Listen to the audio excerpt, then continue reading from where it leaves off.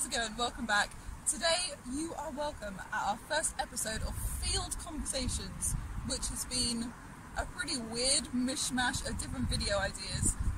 But the main concept is that we just want to show you guys what it means to have an accountability conversation. As Christians, it's great to have close people by you where you can talk really honestly about how things are going, holding people accountable, encouraging one another, supporting one another through tough stuff. So that's what we're going to do today, totally unscripted, and hopefully it'll be useful and you can then take this model and put it into your own friendships. Okay, what sin is the most tempting to you? Oh lordy! Oh lordy! So Rosie's clearly thought of something straight away. The sin that's most tempting for me is probably sexual sin, lust, lustful thoughts. As you guys know, that sounded weird. I was just like, don't react! You made it sound like we were somehow involved in this sexual sin. I'm going after. I was going to say going after people that aren't good for me, wanting to date non-Christians and going down that whole road. And then being tempted by leading that kind of life, where it's like, it's okay to do all this stuff because God still loves me, so it's fine. I think that's a really easy trap to get into, of like, oh, I sinned, but God still loves me and He forgives me, and then you end up doing it again and again and again. Yeah, it's kind of a cycle. Like, oh, I sin, oh, it's fine, I'm just going to ask God forgiveness. I'm just going to do it again because it's totally okay. And then... So how do you break this up? That's the hard Oh, you tell me! Have you worked out how to break this up? You just try your best to stay away from it and just stay connected with God. And actually pray for help rather Yeah. than just like praying like, oh, I'm sorry that I did it. Just, Also, and please help me not do it again. yeah. Rather than, yeah, so you're actually having a relationship with God and He's actually helping you rather than you just going to Him when you've messed up. Yeah. And having people around to keep you in check. Be like, hey, you shouldn't be doing that. I think some people see God as so passive and just up there when like you're struggling with stuff and people don't think that He actually wants to help. But it's Yeah. like, it's in God's interest to help you and like break you from the sin you're in, so obviously He wants to help and be interactive with you. So I think it's kind of sad that people don't see Him like that. So I'm like, you're missing out on such a massive bit of His character. Have you thought of anything that you sometimes tempted to do? Or you clearly just too perfect? Oh, absolutely not. All my life. I'm very tempted to be lazy. I've been feeling a little bit convicted recently about like the amount of time that I spend with God.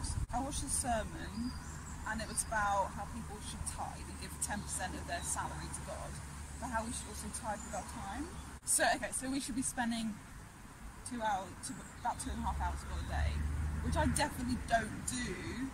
Or like, you know, like if we added up all the time I do actually pray, then it probably is more than I think it is, because I Yeah. just sort of do it naturally. But the amount of time I spend like sat in front of a Bible and doing like intentional study is nowhere near that.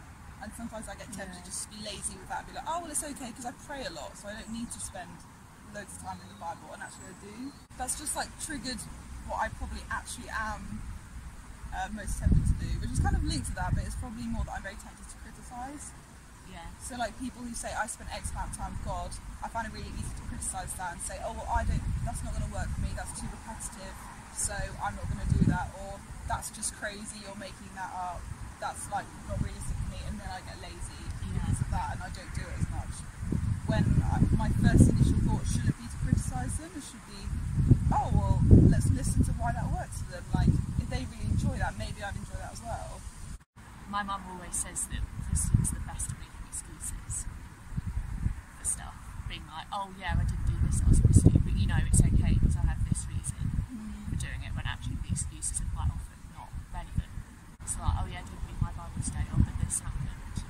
And I think sometimes we need to stop having passionate, creative excuses for not doing stuff God wants us to do. terms of accountability, I find Rosie like top notch for this stuff, because every day you do your devotions and you always like message about it, and sometimes it's a bit stupid, like, oh, my devotion had this really silly phrase in it about sex, isn't that funny? But then no skin, no sin. No skin, no sin. But then it does actually lead into like a bit of a talk about it, and then part of our day becomes discussing it and what we think about that. I think one of my biggest temptations is almost like self-destructive behaviour when things are going wrong.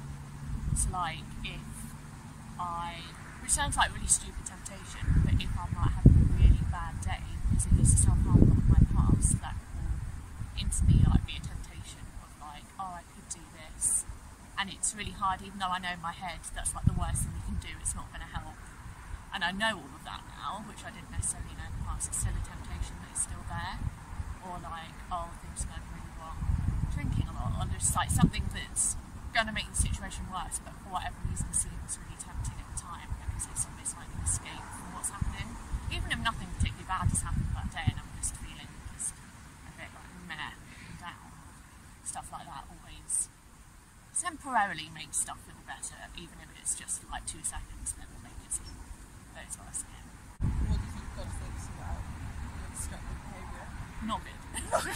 God wouldn't want us to almost like self-destruct and have destructive behaviours on ourselves, because that's not what God made us to be. God made us to be loving and caring to ourselves as well as each other. And even though I do try and remember that, sometimes that doesn't seem like enough to stop me doing stuff. There's loads of flaws with this analogy, but sometimes it's helpful to think of God as our owner and us as his pet.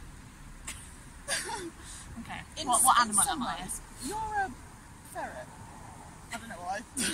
Maybe that's a prophetic word, I don't know. Like, if you had a pet that you loved and adored and it was like hurting itself, like that hurts you to see it do that, because you're like, or like, you know, in the same way that when animals come back from the vets, if they start scratching their open wounds, you're like, no, it's not good for you, it's going to hurt you, don't do it. And it can like upset you to see it. Yeah. So when you're doing that, because God knows what your value is, it's like, no, Abby, don't cut yourself or whatever it is, don't be destructive, because you're demeaning the value that I know that you have. Yeah. And we just forget that God's an empathetic God. Like, when Jesus was on the cross and he died, he like felt the weight of every sin, like he actually had that on him. And that was a choice that God made to like do it that way. Do you have people holding you accountable for your destructive behaviour? I would say you do, but that requires me to tell you to. I think that's the thing with accountability. It's really helpful, but you do have to put in the work to kind of set that. You have to put the effort in, rather than expecting other people to put the effort in for you. Yeah. It's being give and take. Because it's really easy for the whole group to fall apart if everyone's like, oh, I won't bother starting a conversation, they can ask me, or one of them will set up a time to chat about stuff. But also, everyone has different things they want accountability for. Like, the three of us said 3 completely different things. So because like me and Gemma don't struggle with the same issues, I can't expect her to see when I'm struggling, because she's not psychic.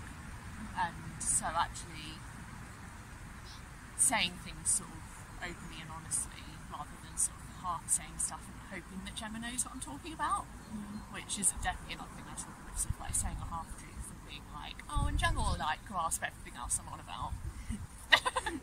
And then like a week later I'll be like, so remember when I said this? And Gemma's like, no, you never said that. I'm like, oh yeah, I didn't, did I?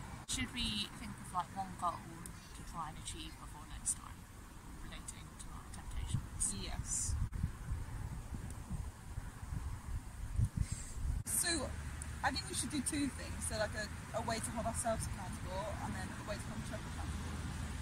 Okay. It's like you're saying, we can't just put the responsibility solely on everyone else. Yeah. So for me, I want to hold myself accountable by trying to be more conscious of when I criticise other people's ideas, or like my immediate response is, what's wrong with that? Let's work backwards that way.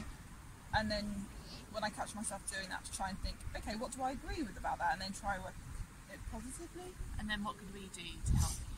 You can tell me if there are like significant points where I'm being rude. Cool. Okay, so I would say that I need to be more open and actually honest about when things aren't going right and stuff, and then you guys can help fine. Right. We can intentionally ask you maybe like every week how you do Yeah. and stuff, rather than just waiting for a significant point where you're crying about something. We could be like, oh, it's been a week, I'll just check Like, in. wait before breaking point. Yeah.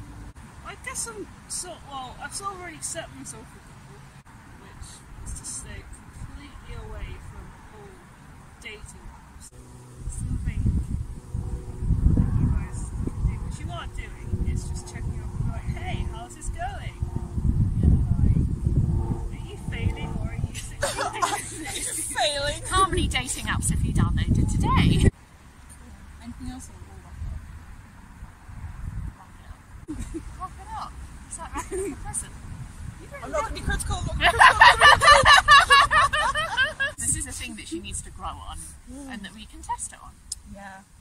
Maybe So- not test, keep her accountable. Yeah, and obviously the main way we're holding ourselves accountable is by telling you guys what's going on. We don't want to be presenting some idea like every Christian, like older Christians, Christians who are leaders in some capacity, have this all locked down and have no sin, or their sins are, you know, really tiny and insignificant, and mine are huge and crazy because I'm young and I'm learning. That's just not the case at all. There's always going to be stuff that you're sinning with because that's just inherent in who we are as people. If you're a praying person, do be praying for us as well.